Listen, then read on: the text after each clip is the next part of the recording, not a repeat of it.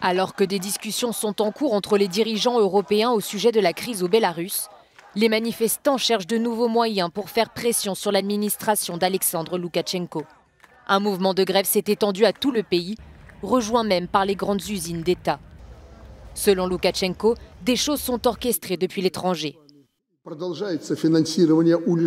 Le financement des manifestations et des émeutes se poursuit.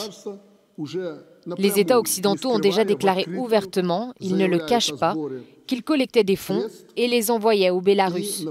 Nous pouvons le voir. Le président Loukachenko a également averti les membres du Conseil de coordination nouvellement créé par l'opposition que l'appartenance à ce projet est une infraction punissable. Mais ces menaces n'ont pas effrayé les membres du Conseil mercredi. Ils se sont concentrés sur le soutien nouvellement conquis de l'Union européenne, qui a rejeté les résultats des élections et qui a appelé à une solution pacifique de la crise par le dialogue. Pour la communauté bélarusse, il est très important d'entamer un dialogue avec les autorités et la population. Bien sûr, nous avons peut-être besoin de partenaires pour nous aider.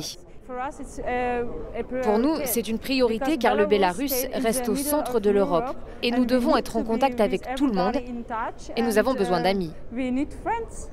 Le Conseil, composé par un collectif d'intellectuels, d'hommes d'affaires et même d'anciens membres de l'administration de Loukachenko, affirme que son objectif est de se battre pour le pays tout entier.